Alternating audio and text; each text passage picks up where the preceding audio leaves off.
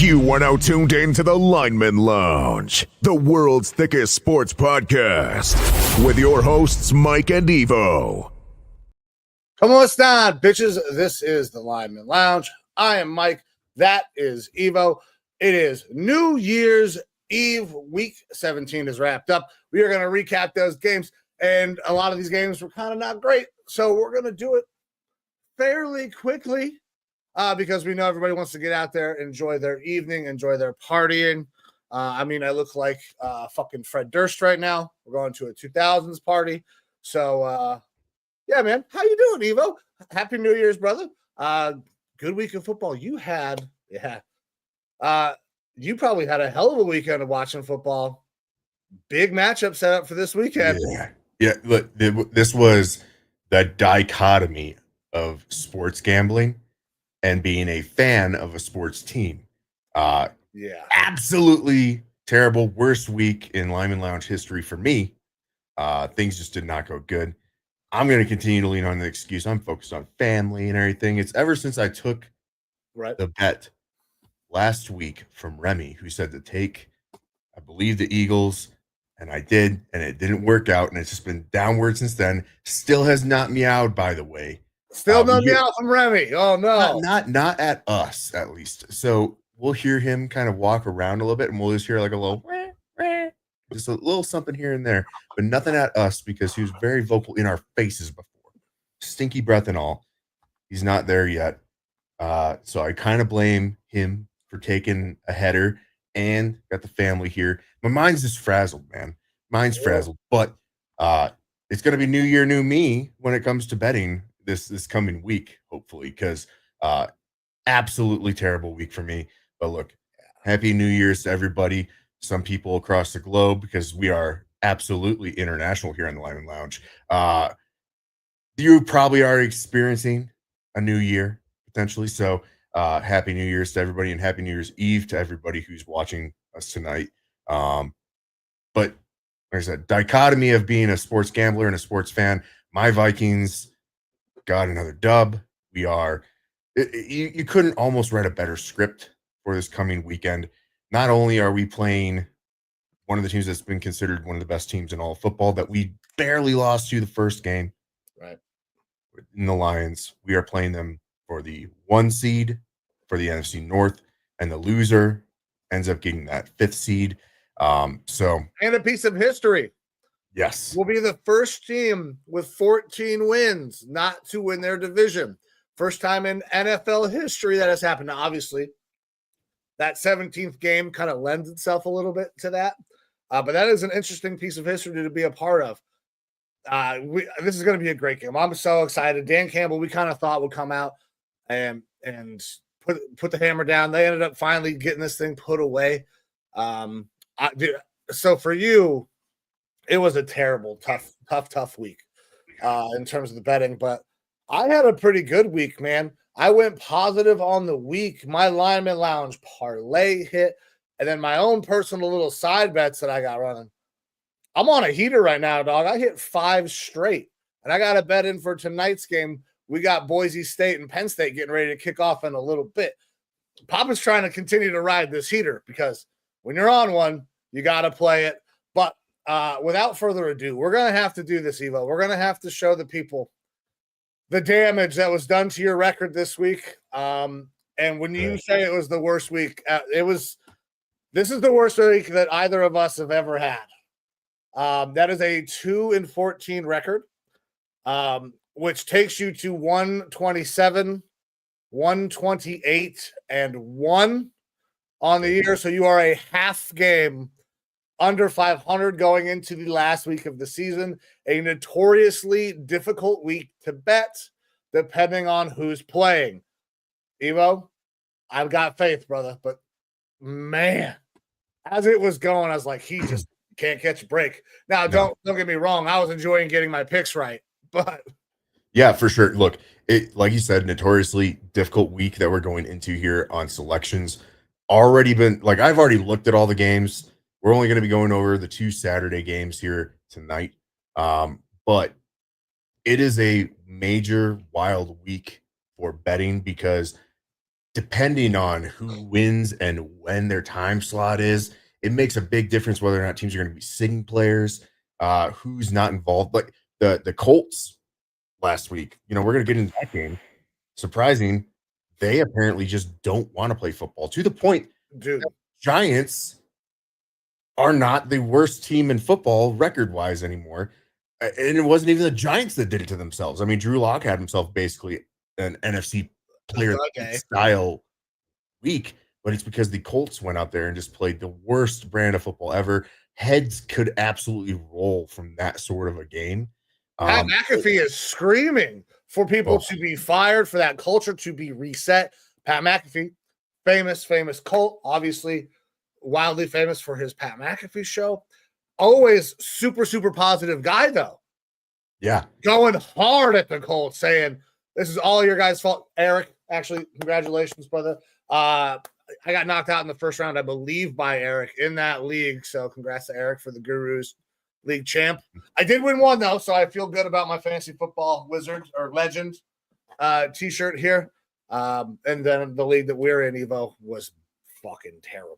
Hey, I got a 7th place spot. Happy. Look, my team got really strong. Yeah. At the playoffs. Like the week before the playoffs, my team was gangbusters and I was blowing people out and I wouldn't have won. Well, actually, I don't know. I can't say that because our league winner, Spicy Mike Aarons. Yeah. I don't know that he would have been in the playoffs if I had gotten his 6th spot. Because he was 6th seed, I believe, going into the playoffs, the last spot. I might have gotten his spot had I had just won one more game, regular season. And I think he was the only team that outscored me this final week. And every week prior in the playoffs, I outscored everyone in the league because, again, my team was gangbusters. So, look, congrats to Spicy Mike. But just know that my team was ready if they needed to be subbed in.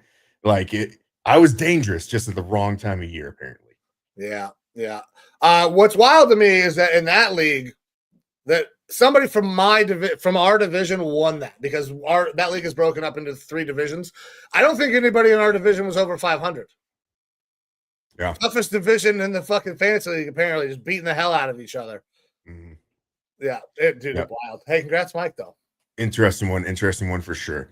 But without further ado, are you ready to jump into recapping week 17 here?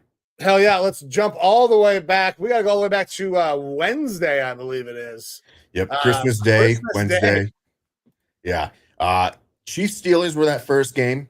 I, of course, picked the Steelers to cover in this one. If you look at my bets, especially from our Sunday show, I think almost all of them, I picked whoever was getting points.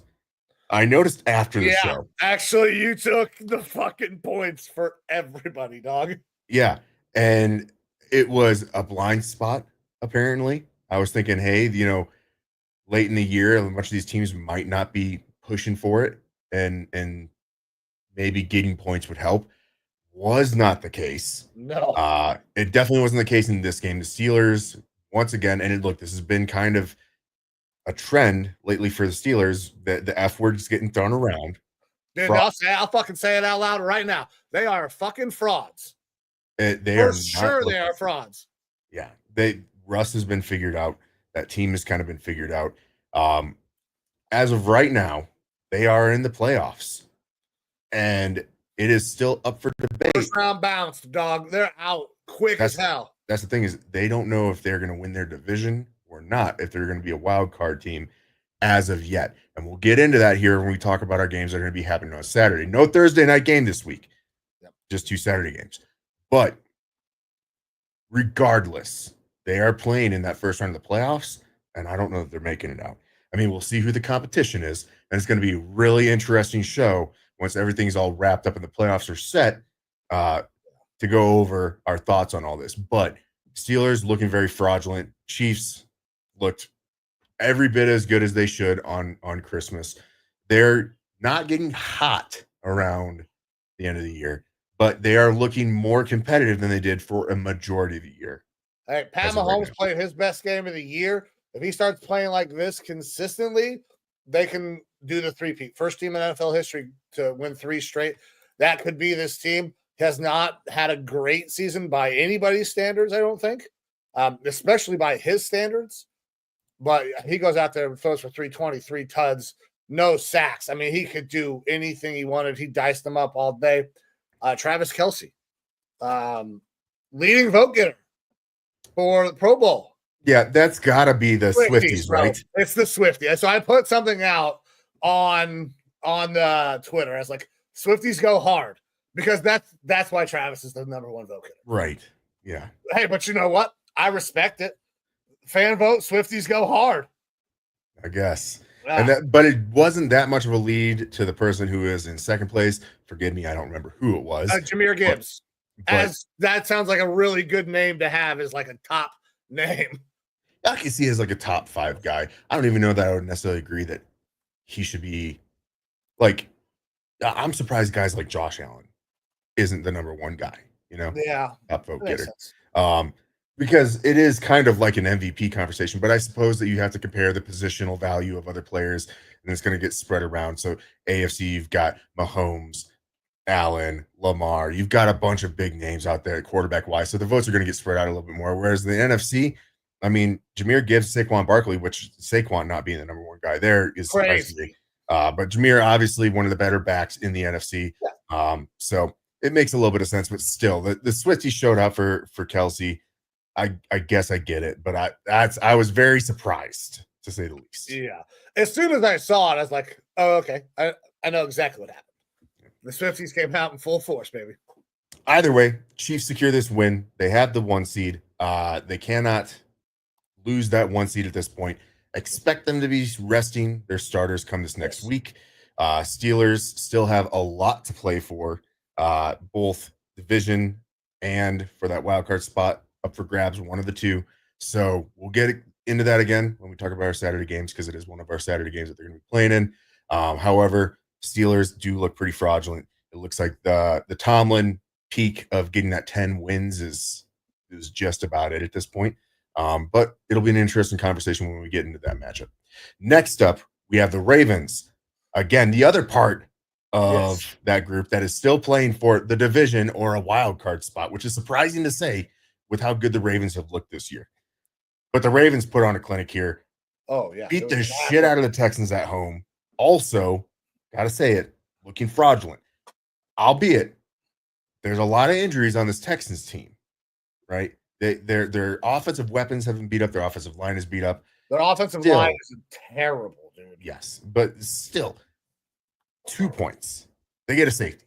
Yeah, that's a tough look no matter what. You scored 2 points in an NFL game. That's a terrible, terrible look. Now, I think the talk on CJ Stroud that CJ Stroud was a fraud, that he's had one good year, I think that's way overblown. He has had one good year. But that's not just he's not a fraud. No. There's more tape. The offensive line is playing terrible this year. He has missed his top two, or he's actually all at one point all season. I think one of his top 3 targets was missing, with the exception of maybe week 1 or 2, because then Diggs goes down, and then you lose Collins, and now obviously Tank is down. So it's been just a myriad of injuries that have gone through and affecting this offense. This big conversations about, well, Jaden Daniels is blowing away what happened last year. Like, sure, Jaden Daniels having a fucking phenomenal rookie year. It might be better than CJ Stroud's rookie year last year, especially if he does something in the playoffs. But let's not talk about CJ Stroud like he's some fucking scrub now. The dude is very good. The team is not as good this year. That's the way it is. They got to improve that offensive line. Yeah, I'm not going to act like CJ Stroud hasn't taken a step back, but again, it can't all be put on his shoulders. There are things that I've seen maybe a little bit of regression on with him, but how can you not have some sort of regression when your offensive line is playing as bad as they are and when your receivers are going down like that? Look, if we want to compare this right now to the Kansas City Chiefs, you look at Mahomes, he's considered one of the GOATs, right? Yep. One of the greatest of all time. He doesn't have very much as far as offensive talent, I would say, this year. I mean, sure, there's little peaks in here and there. Every once in a while, Xavier Worthy, does something with an end around. Right. You have D-Hop, who is aging himself out a little bit here. But receiver-wise, like they haven't had a whole lot of options. Travis Kelce, his age is starting to show as well. You've got guys there, but they are not performing anything super special. And you are seeing how it is affecting Patrick Mahomes and his stat lines this year. Like, it's not looking fantastic. The one thing that he does have consistently, though, is a pretty fucking good offensive line there with Kansas City. Yes, they have some issues along the edges, but still pretty good offensive line. This Texans offensive line as well that hides a lot of this shit. True. And not to knock Bobby Slowick or anything like that, because I think he's done a pretty good job. Andy Reid is probably the best offensive coach in the entire league. Now, Kevin O'Connell. He's okay. Stop. He's not. He maybe is not as new wave, but the shit that Andy Reid does, it's fucking split veer. Just works like Novocaine. Give it time, bro.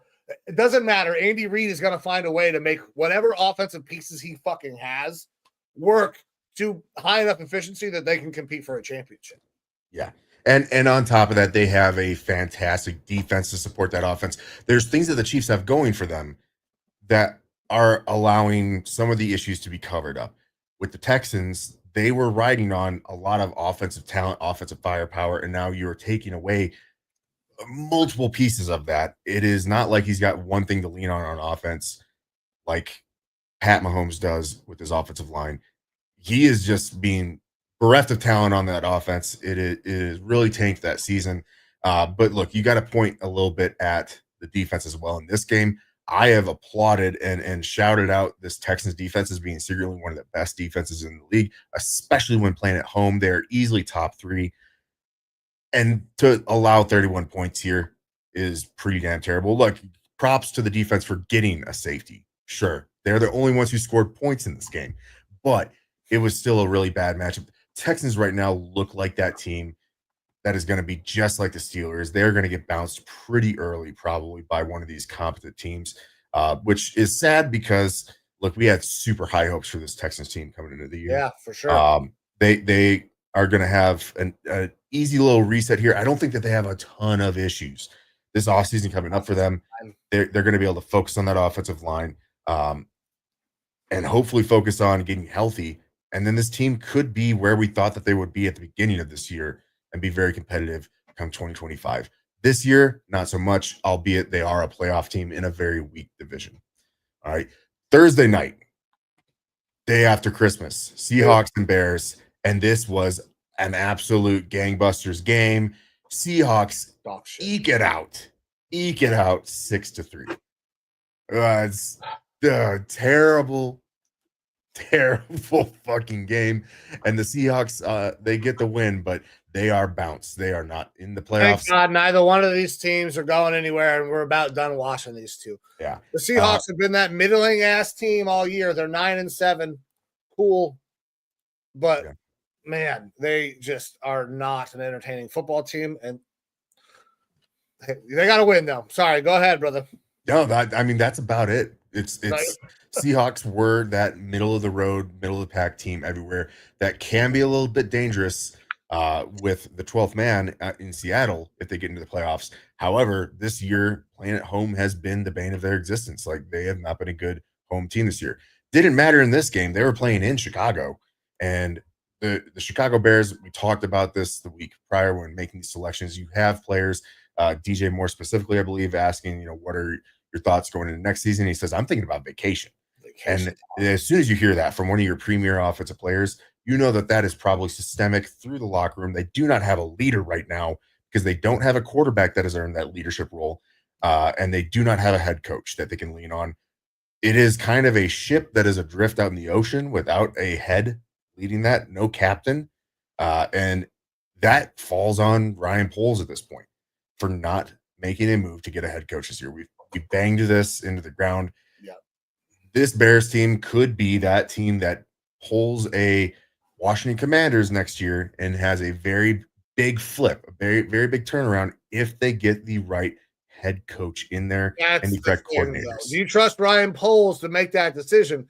Because the guys that he continues to be linked to are defensive head coaches, guys that maybe don't necessarily run a scheme that is conducive to Caleb, because you just invested a fuckload of capital in the Caleb Williams. No matter, like, a shitload of it. You have got to find a way to make it work. What coach are you bringing in? What coach is saying, I want to go there? Ben Johnson's the best offensive coach available, but is he available? And would he go to the fucking Bears?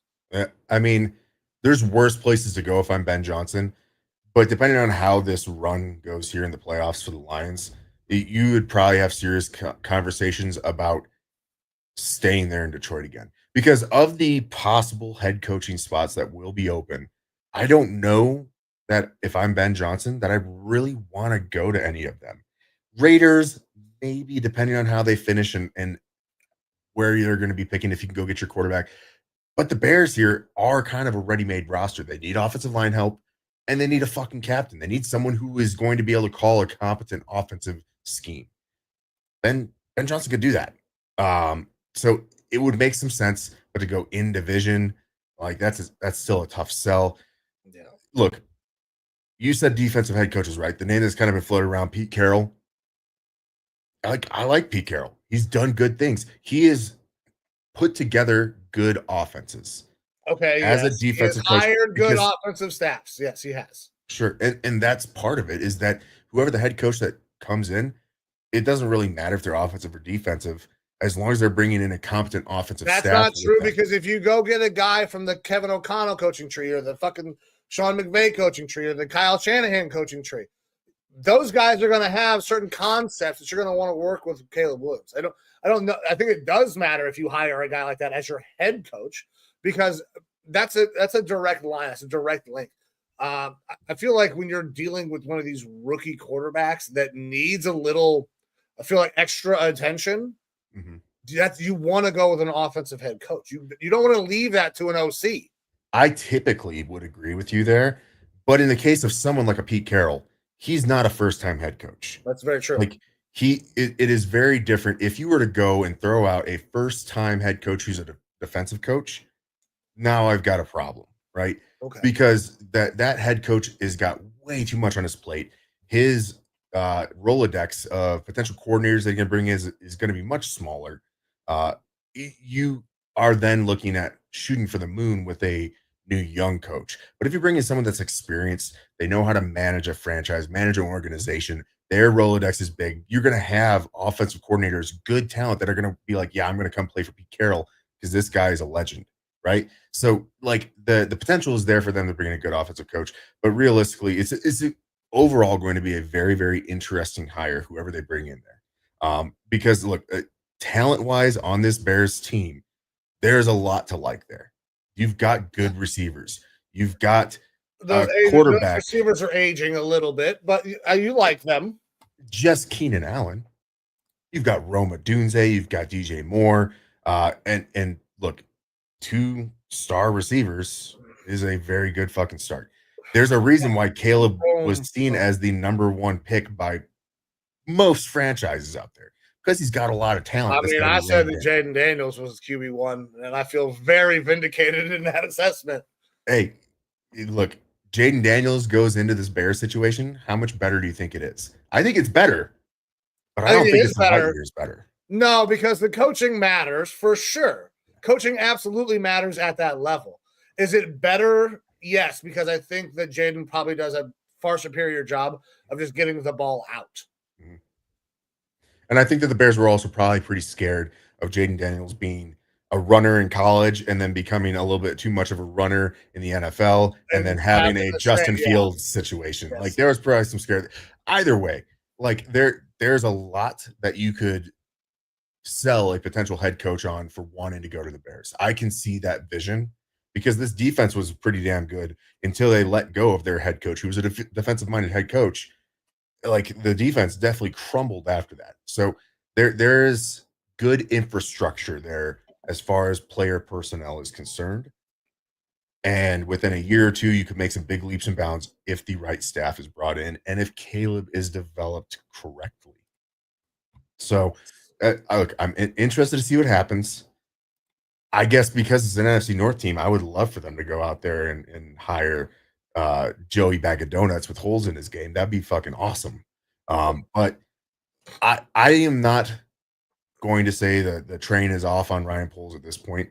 But realistically, if they make a bad hire, the McCaskey family is very involved in this as well. And it's not just on Ryan Poles with this head coach hire. They're doing their due diligence, and I feel like they're probably going to make a smart decision. Listen, not always the best idea to have the owner involved in fucking those decisions. Just gonna throw that out. I don't disagree. Look, one of the reasons why the Vikings didn't have Harbaugh in as a head coaching candidate when we brought in KOC, because he was in talks with the team, had one interview and immediately done. Because apparently one of the members of the ownership group, not the Wilfs themselves, one of the guys said, I absolutely won't sign off on this. I don't like him, blah, blah, blah. And so it was pretty much a done deal from there. So, like, I get what you're saying. Ownership being involved matters. But not to shout out my coach, but, like, hey, I'm super fucking happy. I'm super fucking happy with him, right? Because Harbaugh, he seems like that guy that is like a firework. He is going to go off, it's going to explode quick, and then you're left with the shell, and he's probably going to bounce and do something else. I like KOC, man. Like I consume a lot of Vikings content now because of you, because I want to keep track of what's going on with that team. Man, good coach. I love the way he talks. That leader of men type shit. You see it in him.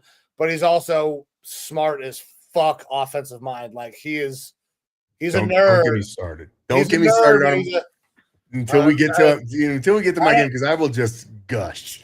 I will gush in more ways. KOC. I'll gush in more ways than one. All right. Well, let's fucking move on to Saturday. A guy that we were just talking about a little bit. Chargers, Pats. Chargers stomp the fucking Pats 40-7. Herbert's good. The Pats are not. Having J.K. Dobbins back is fucking. That was the thing for the Chargers. Had no idea Dobbins was eligible to come back, and then all of a sudden, bing bong, he's there, back in. And this would have shaped things a lot differently for me, because J.K. Dobbins is, again, the lifeblood of that offense. Yes, Herbert has done great things. Lab McConkey has had a fantastic rookie season, But without that running game, which is what this Harbaugh offense and Greg Roman offense is predicated on, things just are dysfunctional. They aren't as good as when J.K. Dobbins is out there. You put J.K. Dobbins out there, and he doesn't have like a gangbusters day, 19 carries, The 76 threat of yards. him changes the game entirely. Absolutely. And look, this was going up against a Patriots team that doesn't have a lot to play for. We'll see what happens with Gerard Mayo, another potential head coach cut. Now, I am very torn about this. I like Gerard, but I don't know if he's in the right situation because they also have a young quarterback that they need to groom and build an offensive system around this guy. I know he was a great player, but what does his Rolodex look like? Who is he calling to come in and call an offense and really make this thing go with Drake May? I think it would suck if he gets fired because I like him as a coach, but I don't know if that's the right situation for him or the organization at this point. Well, that's the thing is that the guy who's going to be helping run that offense and call the plays is the guy that's already there in Alex Van Pelt, more than likely. Okay. Which, you can have your thoughts about that because he obviously was an OC for the Browns.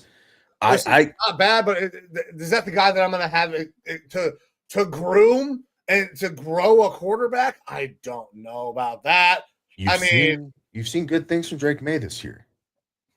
Yes, I have seen good things from Drake May, but with minimal, like very minimal talent.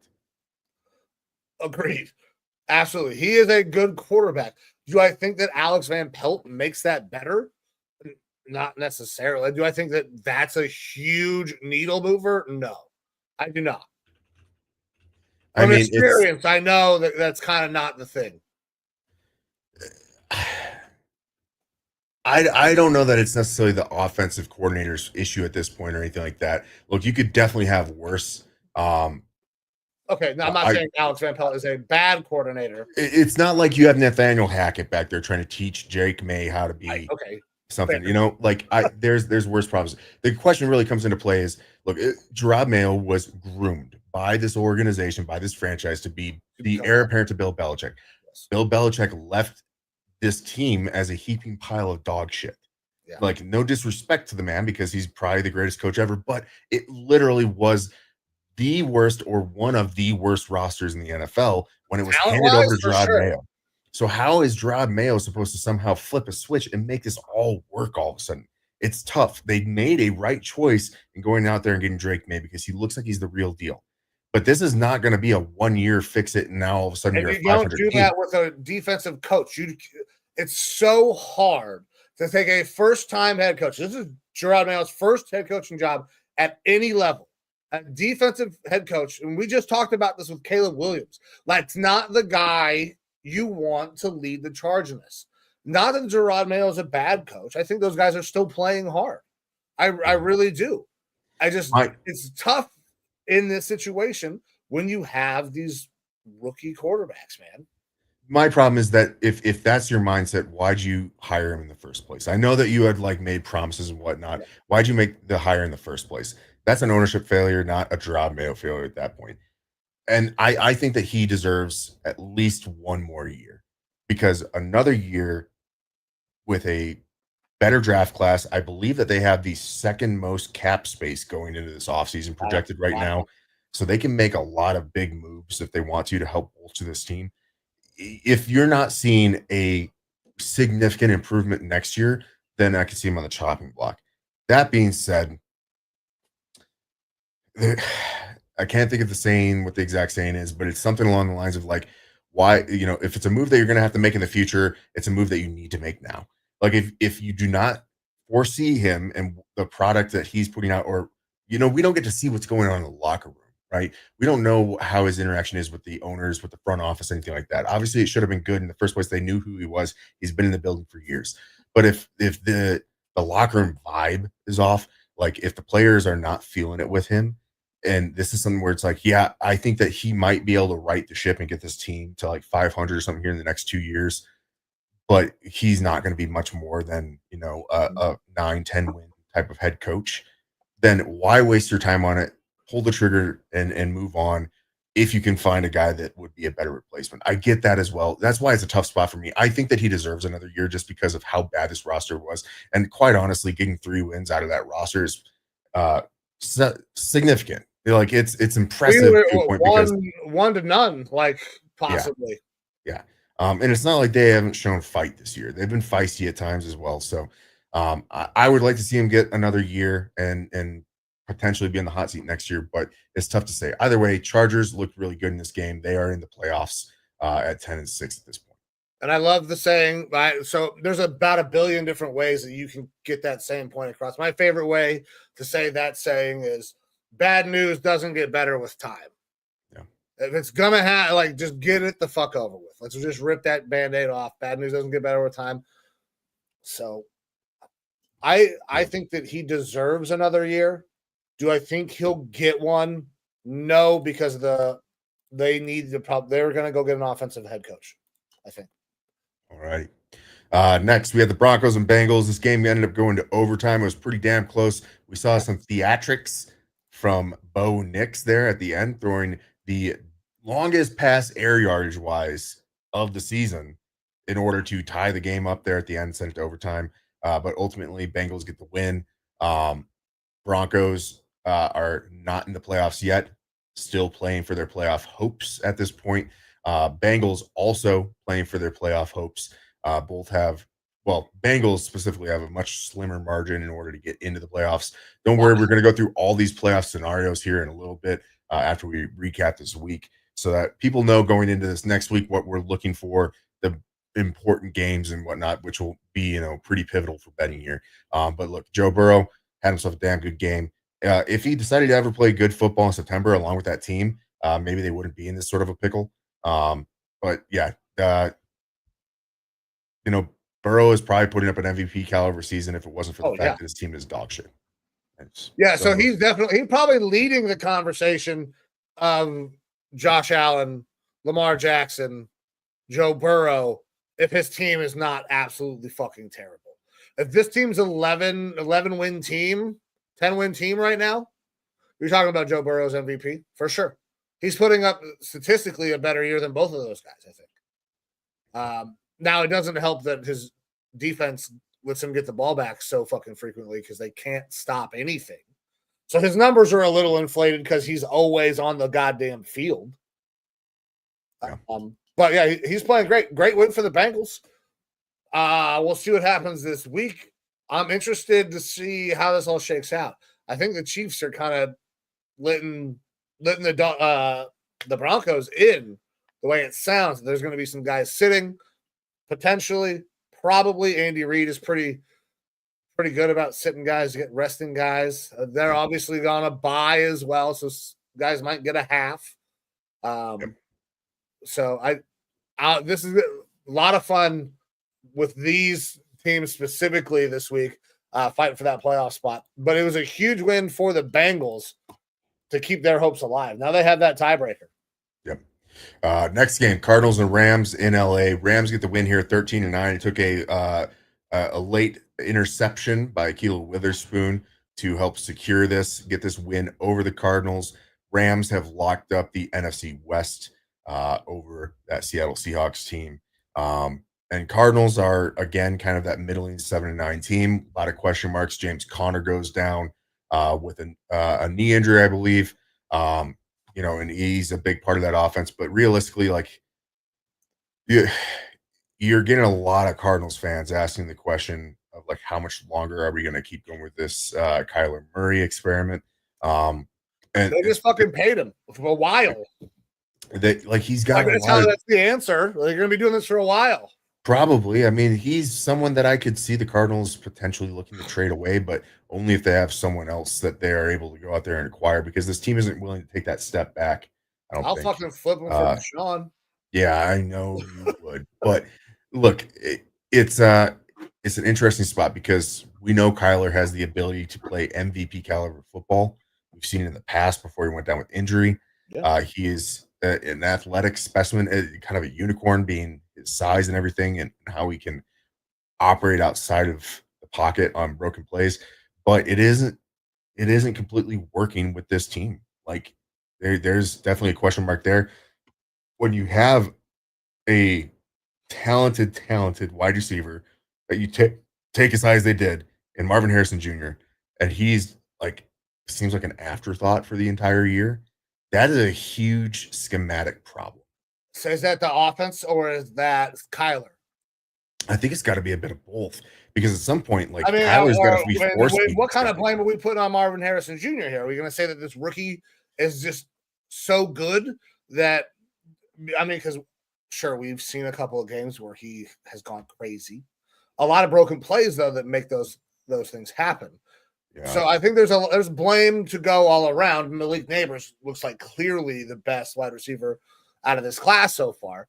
But it's hard to get a gauge on if that's because Malik Neighbors is better than Marvin Harrison Jr., or is that team schematically just broken as fuck? Because by all accounts, man, like Marvin Harrison Jr. has always run good routes. He looks like he runs good routes in the NFL.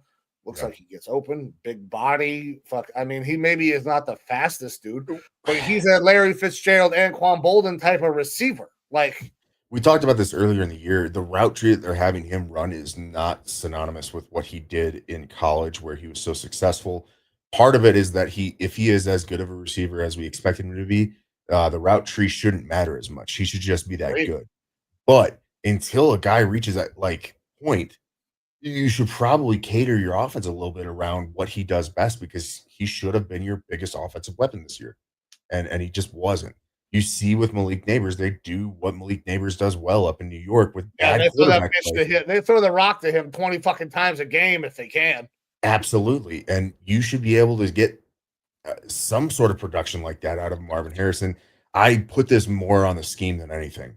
They're going to have to do some soul searching here in the offseason to decide, how do we fix this? How do we get our playmakers, our talented guys operating correctly together? I get Cardinals fans questioning Kyler. I don't think moving on from him is the answer at this point. But there's going to have to be some soul searching there. Either way, congrats to the Rams for getting this W, locking up the West. Things looked rough in the beginning of the year, but they definitely started turning on towards the end. McVay is a good coach, man. He's a good coach. So they are going to be a somewhat dangerous team with the offensive firepower that they have going into the playoffs here. All right. Moving on to Sunday. I'll take over this next one, though. All right. Moving on to this next one, because I want to tee you up here, brother. Oh, boy. Jets head to Buffalo and get the shit, actually make a trip into New York and get the shit kicked out of them. The Bills, 40, Jets, 14. Josh Allen doesn't really need to do anything because the Jets are fucking terrible. I'm going to give you a minute here to just go ahead and take a victory lap or 3, whatever it is you want to do. And I want to get your thoughts on Aaron Rodgers telling the media that he instigated his own benching and how all that went down. I don't have any analysis for this game. I don't think it was really needed. The Jets suck. The Bills are good. Go ahead and take the floor, homie. Yeah, I don't think that there needs to be a super deep diatribe into this, because a lot of what this Lineman Lounge show, this program has talked about, is the same sort of arrogance and egotistical manner that Aaron Rodgers has had his entire career, and how it is going to be the bane of this Jets organization. It caused them to bring in some subpar talented players from former Packers rosters, absolutely subpar talented coaches from Packers rosters, and you bring in an aging Aaron Rodgers who is not the same, again, egotistical, very, very narcissistic. It ran out your head coach, who I think was a good head coach, defensive, but a good head coach, where if you bring in a veteran quarterback, that's perfect if you have a defensive head coach, because that veteran head or quarterback should be able to help run that offense. Instead, he wanted to make it the Aaron Rodgers show.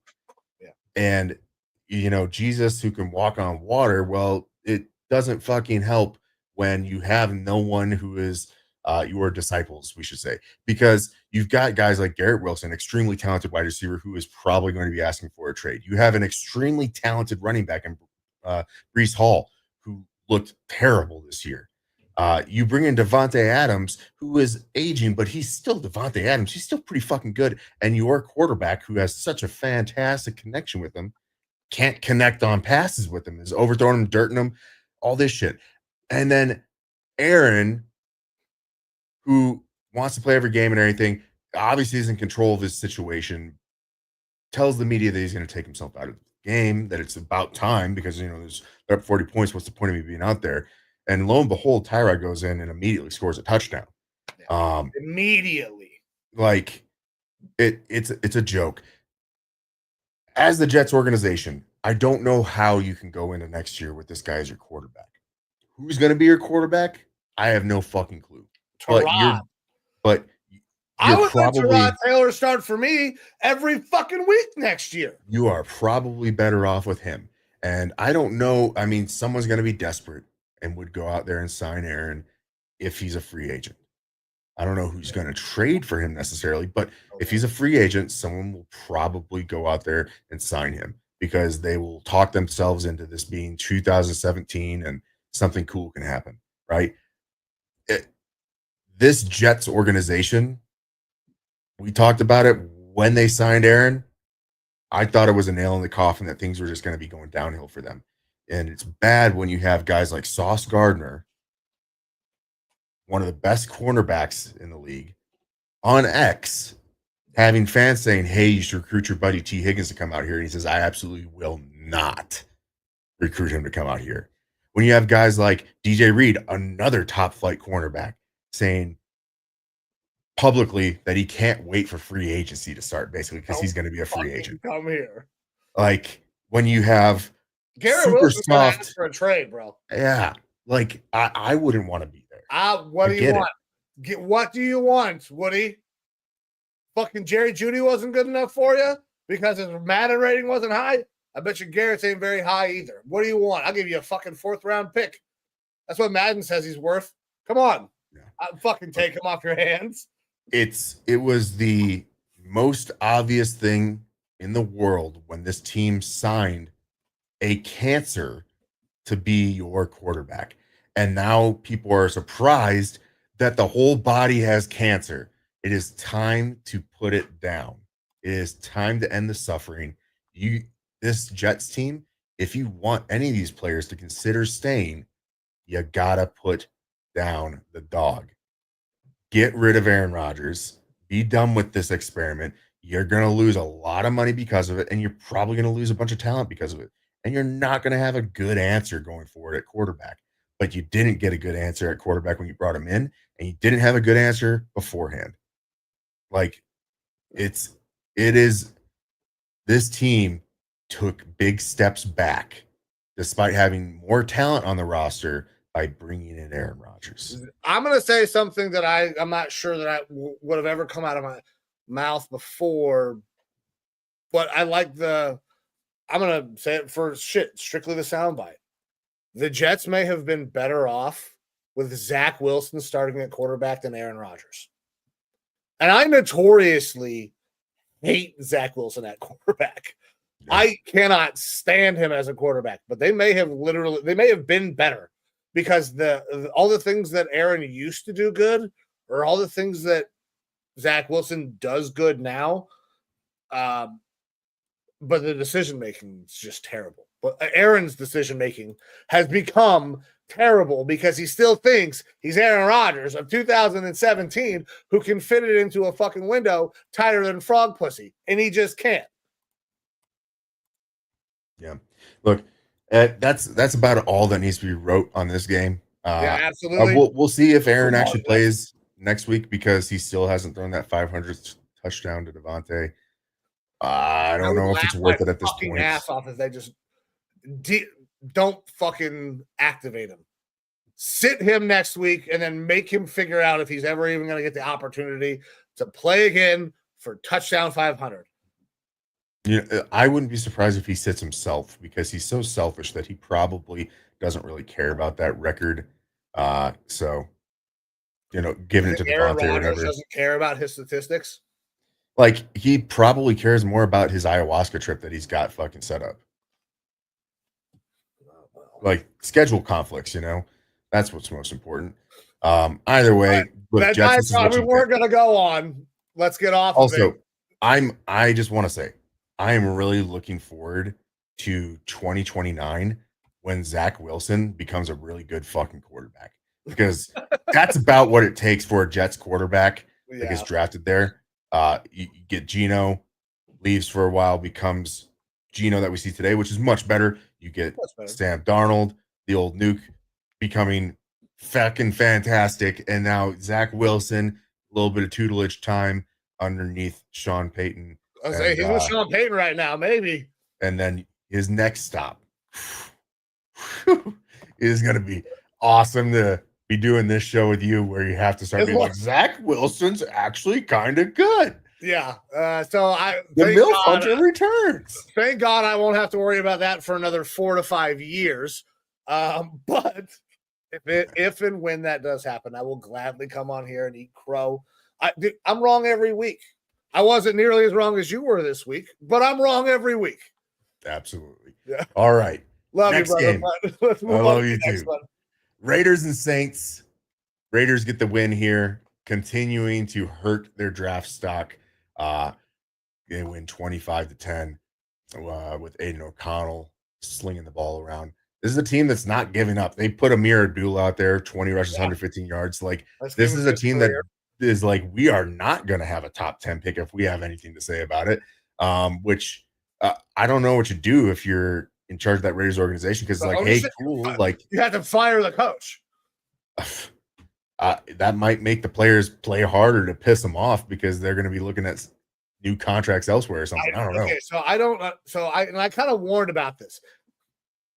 Antonio Pierce was going to win this game because that's what he was always going to do. He's going to rally these dudes. We hear Belichick talk about it. We heard a bunch of people talk about it this week. Guys don't want to sit. They don't want to fucking lose. And when you have a forward player who is a leader of men type dude like Antonio Pierce is, they were always going to beat that team, that Saints team, who was going through the motions with an interim head coach. For sure. Like, it doesn't help the Raiders at all. It continues to push them farther and farther away from their goals, or give me more and more draft capital as, you know, when draft day gets here, because they might be trading up for a quarterback. We might be trading down. I don't know what the fuck we're doing. We'll start talking draft here pretty soon. Yep. Either way, Raiders get the dub here. And I think they're something like 8th now. Have the 8th pick, somewhere around that range. And it might get worse this coming week, which will be fun to talk about. But our next game, Colts and Giants.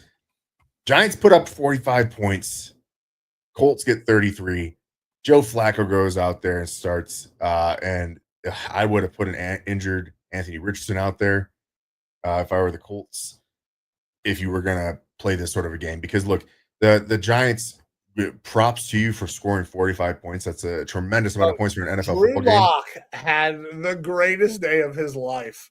It was great for Drew Lock. Drew Lock's like, you guys don't need to draft a quarterback. I'm the fucking quarterback. Dayball's like, don't fucking even think about giving me this kid again.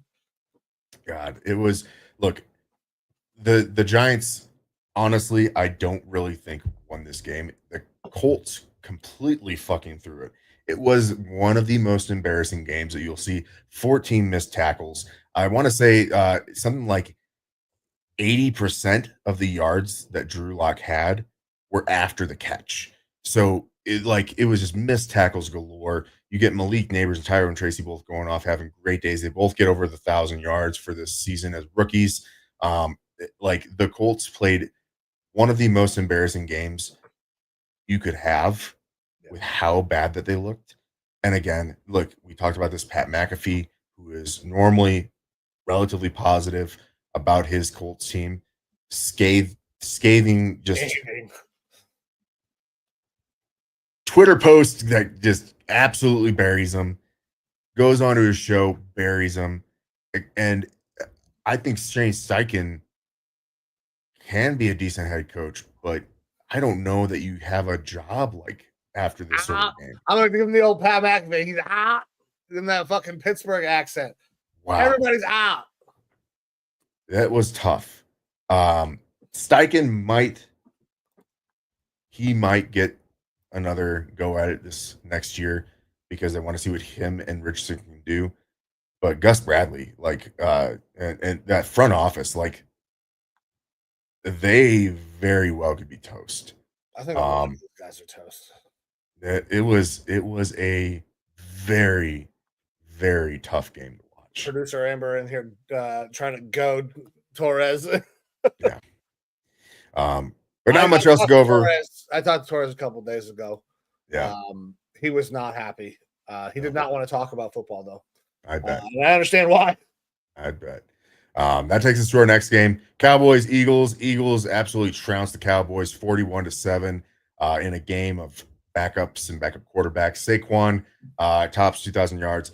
But look, the Eagles don't have a ton going right now. If the Lions had lost this weekend to the 49ers, then they potentially had something to play for to try to get that 1 seed. But at this point, they're probably looking at resting their starters, including Saquon. He more than likely, the prudent choice is to not play him. He needs like 100 yards in order to break Dickerson's record. The prudent choice is probably not to play him and start resting your guys for a deep playoff run because this Eagles team, again, looks pretty dangerous. That's why you won't see Jalen Hurts out there. He already has been sitting because of the concussion.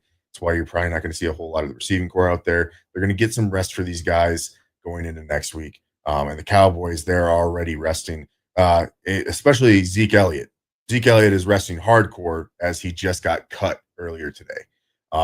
So he can go sit on his couch and eat his cereal or whatever, or his sad soup, because your career is probably close to over. I don't expect a playoff team to sign him up for a late season push because he doesn't provide any value. No. Other than taking I do have a question about this Eagles team and everything that's going on with Saquon Barkley. So obviously Saquon is potentially in line, if he were to play, to break the rushing record. There's been a lot of discussions, national media-wise. Is he actually breaking the record if he were to do it? 16 games versus 17 games. I've seen people, I believe it was Mark Schlereth, shout out Mark Schlereth, by the way, made the argument that I don't give a fuck how many games he had. How many carries did he do it in? This many carries to this many carries. So where do you stand on this? Well, if he were to play and break this record, if he does it in more games, do you think that record should be over Eric Dickerson's? If he does it in less carries, does that make any difference to you? The unbiased answer for me here is that you really can't pay attention to how many games there are in the NFL season because that line is just going to continually change. We're seeing talks already about extending the length of the regular season. Like, you can't just have a brand new record book every time. If you want to have the start of a new record book or something like that, saying like this is a new era of this many games, these old records stand and they can now never be broken or something like that, then maybe I get that. But still, it's like the line is going to be moving no matter what. You just kind of have to view it as, hey, a record's a record.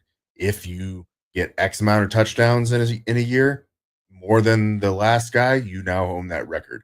It's tough to somehow quantify the differences between the two because you're looking at Eric Dickerson, who played in a shorter season, and what he was able to do was incredible. And now in a longer season, Saquon is barely getting close to breaking that record. However, it's a very different NFL. The passing game right now is different. The gameplay is different. The size and strength of these players, they're genetic freaks compared to back in the day where they were just mongoloids that were insane. Like, it's two different, like, you're looking at different eras, different styles of play, different rules. Like, with that sort of thought process of like, hey, now it's a 17-game season versus, the previous years, like, we have different rules than we had back then. Oh, a lot of different rules. So, like, nothing is ever going to be the same. If he were to go out there and run for more yards than Eric Dickerson, I believe that Saquon then holds the record. Now, there can always be that conversation of like, was it the same? No, it isn't the same. But however, he still holds the record. And I say that's my unbiased opinion, because if I had a player out there who held one of these records from a previous year and then someone breaks it, I would be the first banging the table being like, yeah, but that's a bullshit new record because there's a larger season or this or that change. Like I could see people doing that to try to defend Eric Dickerson and whatnot. But at the end of the day, my unbiased opinion is we can't sit here and tiptoe around the fact that there's changes. Okay. All right. I'm here for it, man. I don't think it's going to matter one way or the other. I think they probably sit him. Probably. All right. Next up, Panthers and Buccaneers. Panthers give a little bit of a valiant effort. Oh. Adam Thielen has himself a really good. Had a great game. First quarter, bro. They showed up in the first quarter. But the Buccaneers beat them 48-14. Baker Mayfield throws 5 touchdowns, 359 yards, wins NFC Offensive Player of the Week for that performance. And the Bucs are right now leading the charge to get that NFC South. They are tied with the Atlanta Falcons. And so it's going to be coming down to the wire. Excuse me. They are not. They are one game ahead, 9-7. Yeah, Falcons are 8-8. So all I gotta do is win. But I gotta tell you, man, week in, week out, watching Baker Mayfield. I mean, I'm very happy for him, dude. I'm a fan of Baker Mayfield. My young starter's middle name is Baker. But I gotta tell you, as a Browns fan, it makes me kind of want to pull out my favorite bath bomb, plug that shit in, and hop in the bathtub, bro. Make everything smell like bacon real quick and just fucking be over. Because this sucks. I'm happy for Baker, but god damn it, watching this take place with what I had to watch the Browns do this week is fucking so hard to deal with. The Bucs are really good. The Panthers are not. Congratulations to Baker. I'm very happy for him, and I'm sad. I'm going to just sit here and sulk in sadness until we find a new guy. Maybe this year sounds like we might trade down. Who the fuck knows? If we do trade down, it better be Arch.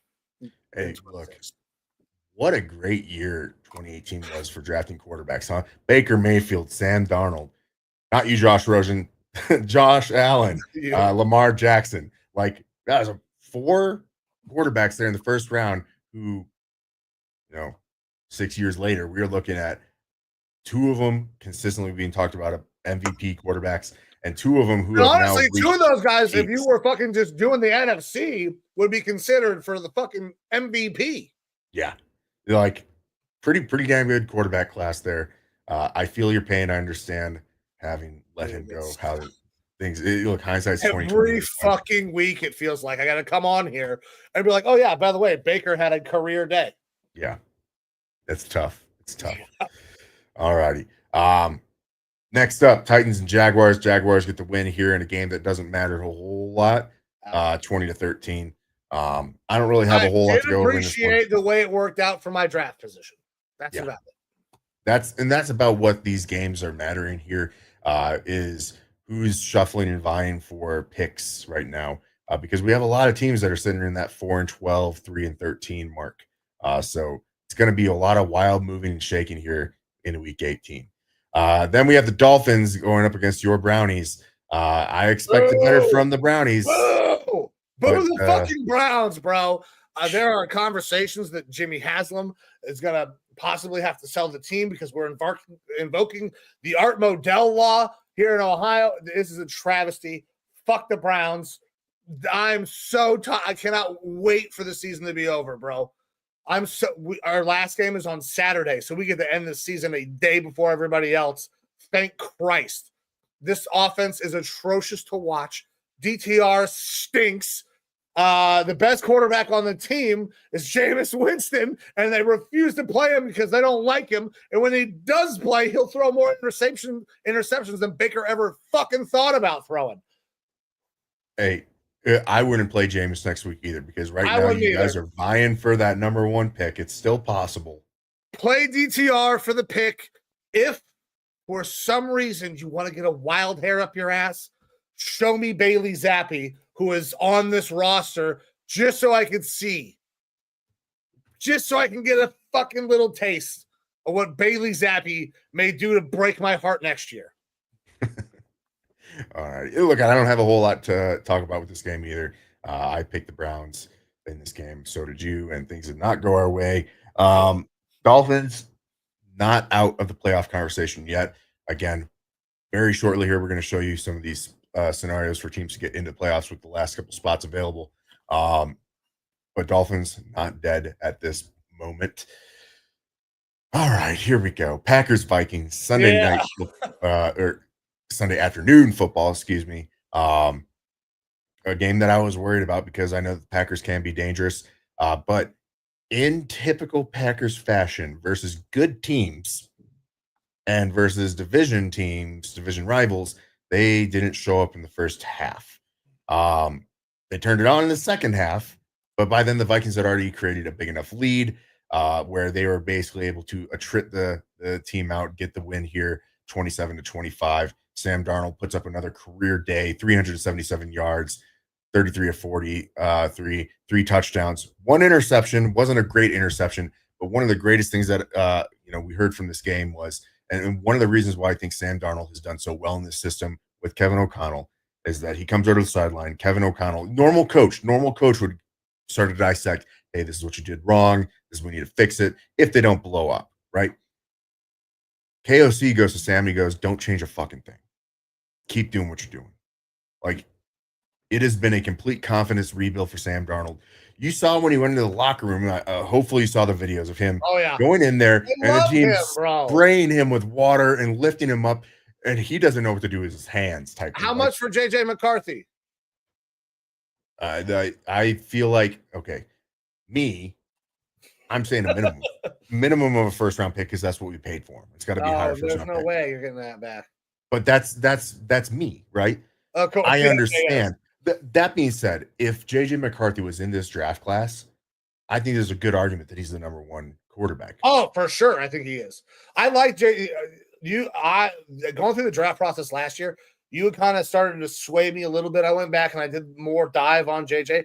I started to like JJ. JJ was my 3. I had Caleb Williams as my 2, Jaden Daniels as my 1. So I like what I started to see more. I had a little bit of a bias at the start of the year. Sure. Being an Ohio State guy. No, but I think his ability is capable in the right offense. KLC would do a great job. That's the thing is I think that the key to all of this is, and I know that the conversation has to be had moving forward with Sam Darnold, JJ McCarthy, which direction is the team going to go? I know that's going to happen, and I have my thoughts on it. I do just kind of want to enjoy what's going on this year because no one expected us to get to this point. Like, I, being bullish for my Vikings, expected us to possibly get to like 10 wins. We can pull up, previous episode where we predicted the seasons and everything. And I actually had 3 teams from the NFC making it to the playoffs. Just didn't have the Packers being one of those teams. But look, I think the biggest thing here is that KOC has the ability to get the most out of quarterbacks. We saw it for a couple weeks out of Josh Dobbs. We've seen it with Nick Mullins, where Nick Mullins will be this high variance quarterback, much like a Will Levis, where he's slinging the ball all over the place, and you're going to have a bunch of fucking interceptions too, but you're getting stuff out of him that is unlike what you're going to see from other coaching situations. It's why I think bringing in Daniel Jones, like, I don't think it's like it's a bullshit signing because Daniel Jones has some physical talent. But that guy has gone through the ringer. In a couple years, when Daniel Jones becomes a good quarterback, that one's going to be an even harder. Well, I don't know if it'll be a harder sell than Zach Wilson, but and don't get me wrong, I don't want Daniel Jones to come in and be our starter next year or something like that. But if we're able to rehab him into a competent quarterback, well, I think you guys are gonna resign Sam Darnold, dog. I think I don't know how you don't with the way he's played. It is tough. And I also think that I would like to see Sam Darnold on this roster again next year. 2-year deal, give him fucking $90 million. What, fully guaranteed?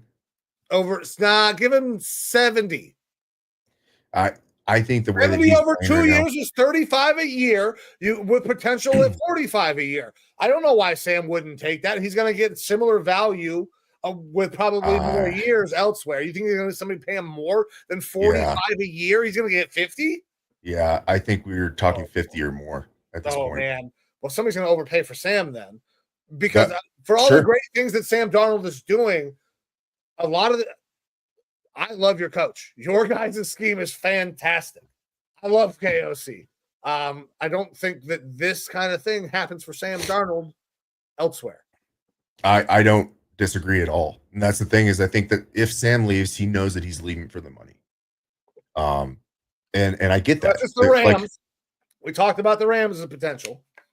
Absolutely. But in my opinion, if he's going to go to the Rams, I think that, look, as much as KOC loves Sam Darnold, he also loves JJ McCarthy. That was his guy. He picked JJ McCarthy. This is my son. I'm going to train him to be the best fucking quarterback I can. And he goes down. Sam Darnold's next guy up, and he's rehabbed him into something fucking fantastic. Like, he's playing top 5 NFL quarterback right now, not just by my eye test, but statistically, he is in most categories number 5 or number 6 in the NFL right now in a lot of statistical categories. Like, he's doing fantastic things with a really good offense surrounding him. But I think that if we let Darnold walk out the door and only look at a possible 3rd round comp pick a year later, that would be a failure. And because of that, Kwesi Adolfo-Mensah being the formal financial institution guy, the Wall Street trader, I think he's going to recognize that as well. I think one or two things happens, and it's the plan that you said, a short deal, or I think they're going to franchise him and say, hey, 31 NFL teams, Sam Darnold is on the trade block. We are cool with having him on our team for the 45, 47 mil that it will cost us next year, because look what we can do with him. We're good with that. But if you want him, starting bid's a 1st round pick. And I think that you will have teams out there who are very quarterback needy. Look, there's only 2 guys in this draft that are considered 1st round talent, right? There will be teams out there that'll be willing to go out and make that trade. That 1st round talent thing might start coming in question as we start diving into these guys a little deeper. Desperation is a stinky fucking cologne, but it's out there. And so, look, if the Rams want him, I'll take your 1st round pick. Yeah, it's a later 1st round pick. I'll take it. And I think that KOC could probably swing Kwesi into doing that to send him to a better situation, to not take this guy who turned from shit into fucking a good quarterback, send him to a shitty situation like the Giants or something like that. Well, and that's the thing, is that organization loves him, and you can see that. Yes. So they're not going to send him off into a terrible situation. That would be Sam deciding to go to a bad situation for the money. Yeah. And that's the thing, is I think that the most prudent move would be to franchise him. If he's here next year and we play him, cool, I'm good. And you got JJ McCarthy in the wings if he goes down with injury or something like that. You've got a trade bait option throughout the middle of the year. If a good NFL team loses their quarterback, we can trade you Sam, 1st round pick. Just saying, right? So, like, I think that would be the most prudent option. The Vikings aren't known for doing this, but we haven't had players that are worth franchising in recent memory. Like, that would make the most sense here. Either way, that is going to be a big offseason discussion. We got 2 months before we really got to start worrying about that too much, hopefully. I'm super proud of this Vikings team and what we were able to do. I told you during the game, I was like, Flores is calling one of the best schematic defensive games that I've seen, because you had Jordan Love throwing for like 65 yards by like halftime. Yeah, so some of that was great scheme. I agree. But Packers fans, I think, everywhere have got to start sure, he played better in the second half. The accuracy concerns are not going away at all. And I talked about it with this game plan. We got to shut Josh Jacobs down. And essentially, we shut Josh Jacobs down. He got 69 yards on the ground in this game, and we forced him into passing situations. And when you force them into passing situations and you put a little pressure on Love, they start having problems. Yeah, like that was the game plan. And look, brilliant game from KOC on the offensive side. You know, you have Justin Jefferson not getting any catches through the 1st quarter, and you start feeding him a couple catches to get him going. At the end of the game, the balls that it takes, a lot of teams at the end of the game, when you have over 2 minutes left on the clock and you have to go out there and get 2 first downs in order to bleed off the other team's timeouts. The fucking play action that CJ Ham, dude, I was like, big ball move. Oh, dude, it was a great fucking call. Play action, boot out to CJ Ham for 13 yards to get your first down. Yeah. A dime to JJ for like another 8 yards, and then that throw to Cam Akers at the end in order to get the first down, which Cam almost fucked up. Sam could have probably thrown a better pass. Almost fucked up. It scared me. That was the Vikings like, we're going to fuck this up, and my chest happened, but it didn't happen. We got it. Sealed the deal. Ballsy plays, because most teams in that situation are, we're going to run this ball 3 times to try to take as much time off the clock and punt this away and hope our defense does something. And that is not the move going up against the Green Bay Packers, who were getting hot there at the end. That wouldn't have been the move, right? KOC, big enough balls to say, our guys can go out there and do it. You bring the fullback on the field, and then you fucking throw it to him. Yeah. Nobody's expecting that in that situation. Great fucking play call, bro.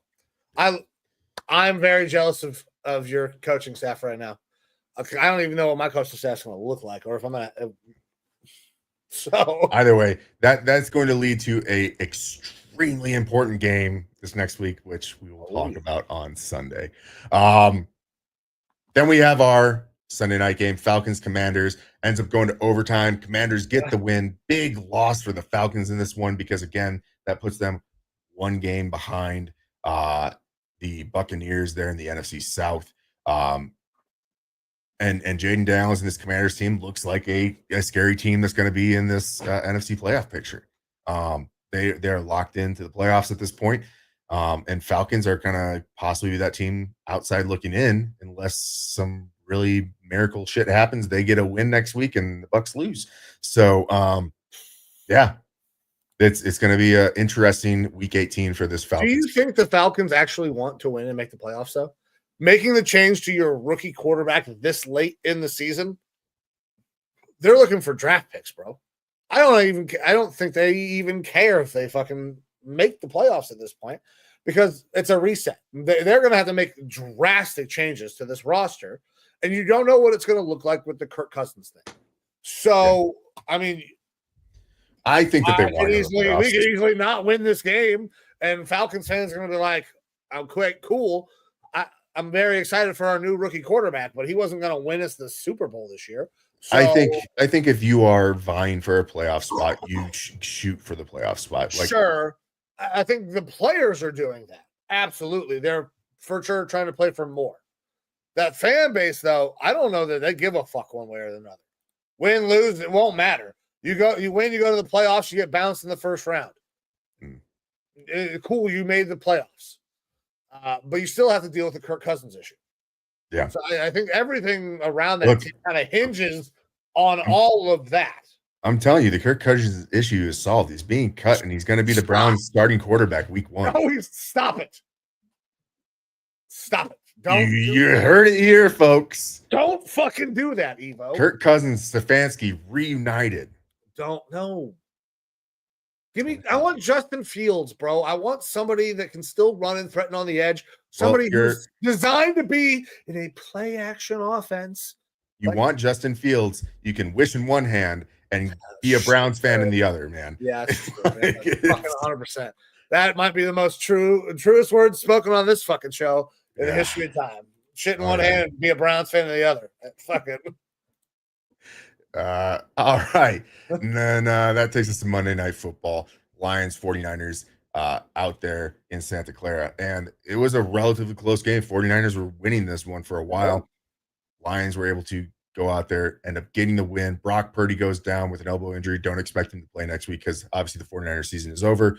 Brock Purdy is more than likely the future of this 49ers team. But with that elbow issue, probably not going to play. You'll see a lot more of the pastronaut out there, Josh Dobbs, and this Lions team. Look, they are what they are right now. They are a team that can beat anyone offensively. They're also a team that can give up 34 points to a beaten, broken down 49ers team. Right. That defense is suspect, and the offense is fantastic. Their defense is only suspect because of their injuries. Let's not disparage their defense. For sure. But it is what it is at this point. Like, they are extremely injured, and Motor City Dan Campbell didn't take his foot off the gas like he said he wouldn't. And it is bringing us to, again, Hey, Sunday you know night what? football This coming game, though, week. they made it through pretty unscathed. They did. Yeah, I don't think they lost anyone in this game. Not They that there was need many this people win. left to lose. They need this win this week more than anybody. They need a bye more than anybody in the NFL going into the playoffs. It would be helpful for them. Yeah. Because look, the chances of them having players go down this week against the Vikings is obviously going to be there. Uh, whoever gets home field advantage is getting a huge advantage in this game, like in this next Sunday, because like both these crowds are going to be insane for the Lions or the Vikings. I think if the Lions actually are able to find a way to beat you guys and get that home field advantage, I think they'll make a run to the playoffs. I think that extra week, that rest, all of that helps this team immensely, and they can make a run with a first round bye. But if they got to run it back for fucking, was that 20 straight weeks of Dan Campbell coaching this team, for all the things that we love about Dan Campbell, you know that this man probably practices these dudes hard. It's probably like a fucking high school practice, knowing Dan Campbell, biting kneecaps off and shit. Like, so that's a huge ask. Yeah, for sure. And that's why this game in week 18, you couldn't have scripted it up better. Like, the only way I would have scripted it up better is to have it in Minnesota, because it's going to be tough going there to Detroit playing this team. Yeah. But look, I'll say it again. We played a Detroit team earlier in the year that was healthier, and they aren't as healthy now. And it took a last-minute field goal for them to beat us. That was in Minnesota. Like, this game is going to be a lot of fun. Oh, yeah. It is no wonder that it got moved to the primetime spot Sunday Night Football, because this is very possibly one of the NFC representatives in the Super Bowl in this game. Minnesota, Detroit, or Philly is probably who's going to make it. And yeah, it's going to be a lot of fun. I was anxious about last game because I thought the Packers were dangerous. I'm anxious about this game because I want the first seed. I think that we can get the Lions in this one, but I'm anxious for it. And look, as of right now, Vegas kind of almost has it as a pick 'em. I believe 2.5 point favorites to the Lions, which means 2 points normally go to the home team. So a half point going to the Lions in this one. It's basically a coin flip. So that'll be a lot of fun to discuss on our Sunday show. But with that, we're going to be looking ahead to week 18 before we look at our 2 Saturday games. A little graphic here. So AFC, thanks to CBS for these graphics. AFC, there's a final wild card spot, 3 teams vying for it. Your Broncos, Dolphins, and Bengals. All right. Broncos, they will get that wild card spot with a win versus the Chiefs, who should be sitting, guys. Right. And so that means the Broncos' destiny is in their hands in this one for this one last spot. Right. Or if both the Dolphins and Bengals lose. Right. Again, Chiefs more than likely sitting players. I believe the Broncos are heavily favored in this game. Dolphins, obviously, they need the Broncos to lose, and then they need to beat the Jets. So they need to win and have a little bit of help here. And the one that needs the most help, Bengals, they need to beat the Steelers and have both the Broncos and the Dolphins lose. They're on the outside looking in. Stranger things have happened, but I expect the Broncos to get this W here and get that final wild card spot. Broncos currently favored minus 10.5 points. So huge spread. They're not expecting anything from Kansas City. Where are the other ones? We got the Bengals are favored right now, just slightly over the Steelers. That's that Saturday game. We'll talk about that here in just a second. And then that last one with the Dolphins. Where are they at here? Dolphins favored only by 1.5 over the Jets right now. So Broncos have a very easy road, it seems, being the heavy favorites. Playing at home as well. At home for the Broncos, which helps a lot. Most certainly does. Man, I think most likely scenario, Broncos win, easy, beat the backups, and we're not worried about the games between the Dolphins and the Bengals. Yep. And that takes us to the NFC, the only spot that hasn't been figured out. All the wild card spots are figured out. The only spot that we don't know about is that NFC South, which is basically the worst division in the NFC right now. But you have this Bucks team and this Falcons team. Look, Bucks win and they're in. Or if the Falcons lose, they're in. Right?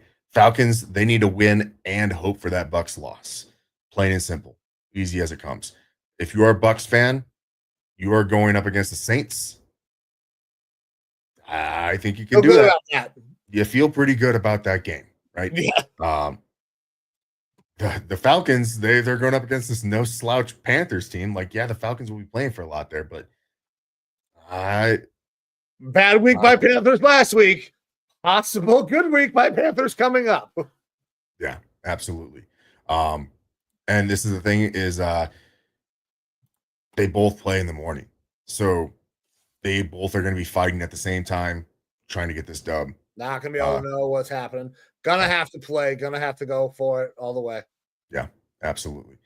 So it's going to make for a fun week 18 for these two scenarios. And then, of course, the NFC North is up for grabs in that 1 seed. So those are the biggest movers and shakers that are going to be happening in week 18. But that takes us to our Saturday games because this does still matter over here.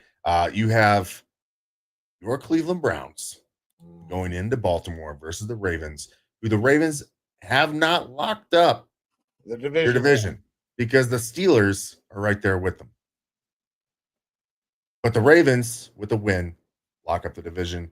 They are 17.5-point favorites right now on FanDuel at minus 110 odds. Or you can give those 17.5 points to your Browns, probably playing DTR, probably, obviously playing for a whole lot of nothing other than if you lose. Possible first overall pick. So it makes all the sense in the world for the Browns to lose and all the sense in the world for the Ravens to fight for their playoff life because they're going to be a wild card team. One of those two teams is going to be a wild card team, either the Steelers or the Ravens. They're both in. It's just who's getting that division and possibly having a little bit of home field going into the playoffs. This is another one of those that's super, super easy money line, minus 2,000 odds for the Ravens. Yeah, I mean, this is a game you don't even think about betting if you're actually betting money. But because we pick every game against the spread, we have to do this. And this is a terrible bet. There's not a good way to go about this because here's the thing. As soon as the Ravens get up by enough, they go into coast mode. Yeah. Every fucking starter that is valuable that they are worried about is slightly banged up, comes the fuck out of the game. That being said, did the Browns have enough to go up against the backups of the Ravens? That I don't know. Does Bailey Zappi play him? I don't. DTR ain't gonna do shit. And look at plus 1,100 odds for the money line on the Browns. It might be worth throwing $1 on there. Maybe. I'm never a chance in hell when I bet them to win. But I am going to take them for a backdoor cover. 17's a lot. I mean, it's a lot. That's so many fucking points. If we score 7, I think we can backdoor cover because I expect the Ravens to get up at halftime. Everybody's going to come out. They'll probably be up by 24 at half. And then we will backdoor cover with a late touchdown and we'll lose by 17. That's what I'm expecting. I'm taking 17.5 points, even though I know the Browns are going to get the shit kicked out of them. I'm going to have multiple games on. The last couple of weeks, I haven't even been single watching the Browns game. I've been fucking 4 games on, watching as much football as possible because I know the Browns aren't doing shit. And that's probably the smart play is taking that backdoor cover. I'm going to take the Ravens minus the 17.5 points here, and I hate it because I think that they could get up by 21, 24 points by halftime and then get into that coast mode like you're kind of talking about. But I don't know if the Browns have enough going for them to really put up points. If Jameis was in here, different story. If Bailey Zappi's actually getting in there, maybe a different story at this point. But I think that the Ravens, look, they were able to hang 31 on a very good defense from the Houston Texans last week. I think that they can do that again versus your defense, which is good, albeit playing for a whole lot of nothing right now. So I will take the Ravens, drop the points in this one. Please, for the love of God, people, unless you're doing one hell of a big parlay, don't bet this game. Don't bet this. I would money line, if anything, for the love of God. Yeah, money line for your 60 cents and get the fuck out of here because that's all you're getting out of this. Absolutely. All right. And then our other Saturday game, again, big playoff implications. Bengals versus Pittsburgh Steelers. An all AFC North Saturday, baby. Yep. You got the Bengals minus 1.5 points, minus 115 odds, or the Steelers, the home team, dogs, plus 1.5 points here at minus 105 odds. Again, the Steelers have locked themselves in to a playoff spot already. But the way this goes is that the Ravens are playing first. Steelers are playing second. If the Ravens win, Steelers they have get the nothing to division play for. and they can sit their starters. Yeah. So I fully expect the Ravens to win. And I fully expect the Steelers to already be prepared for the scenario of sitting some starters, right? Meanwhile, this Bengals team has something to play for. They are the first of this AFC grouping to play to try to get that last wild card spot. Bengals minus 1.5 points, easy for me. Joe Burrow's not going to lay down. Bengals minus the 1.5. Yeah, man, I'm following suit. Bengals minus 1.5. You said it all. Like, they have to win this game. The Steelers might not even have to play. All the Ravens have to do is win. And they're playing the fucking Browns. And as a Browns fan, I'm going to tell you that we have a snowball's chance in hell of winning this game this week, unless they put unless Bailey Zappi goes out there and throws for 500 yards or some crazy shit to move us out of a good draft position, which is not outside the realm of Cleveland things that could happen. We can easily win this game to fuck ourselves draft position wise. Mm-hmm. There's a shot. The Browns could win this game. Did you just talk yourself into it by saying they could fuck us out of a draft position slot? And you're like, they're going to do that. I almost said the bad words where I giving no chances, and then I stopped myself so I didn't fuck this bet up. The Browns could absolutely win because any team can win on any Sunday. I just don't think that's the case this Sunday. Yeah. This isn't any Sunday. This is week 18 of the NFL, ladies and gentlemen, where people are vying for next year in many cases. So that's it for your Saturday games. And then we got a nice slate on Sunday, which will be a lot of fun to go over. Absolutely. Man, Sunday is going to be fun. We got fucking 14 games to go over. We'll have to go quick because there's a ton of football all day. Week 18 is fun, but it's also kind of crappy because some games are super important. Luckily this year, the schedule breaks down where there's at least one good game to watch in every time slot, maybe a couple of good games in that 4:30, which kind of stinks. You'd like to have one game in each slot, but I'm excited for this weekend. I cannot wait to start talking about the playoffs when we figure out who's all in, who's locked in. We'll talk season awards. We have got a lot of stuff coming up, a lot of fun shit to talk about because my season's well over. Yeah, I feel you, brother. It's going to be the culmination of a pretty interesting year, one that didn't have on our bingo cards, but one that's fun nonetheless. But that's our show, brother. Absolutely. Hi, this is the Lineman Lounge. I'm Mike. That's Evo. It's New Year's Eve. So if you tuned in tonight, thank you very much. Obviously, it's a great night to go out and have fun. So the fact that you took some time out of your evening to spend it with us, we are forever grateful. Time is the most valuable thing that you have. So anytime you give something to us, it means the world to us.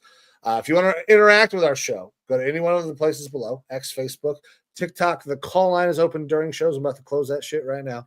And then if you would not mind, head over to our YouTube channel, like, share, and subscribe to the YouTube. We are continuing to grow. We're up over the 300 subscribers mark. It's been a slow slog, but man, we have made a lot of progress over this last year. So to everybody who has come in to this circle over the last year, thank you. One of our biggest years of growth, I think, not only for the show, but for us individually, kind of really catching our stride in what we do. So thank you to everybody who has been here and will continue to be here. I can't wait to get into 2025. I'm not looking for new year, new me. I'm looking for new year, better me. And I hope all of you make yourselves better as well. With that, Evo, I'm going to give you one last word for the new year before we get the fuck out of here. What you got, brother? Oh, man. One last week for the 1 seed, baby. That's all I'm thinking about right now.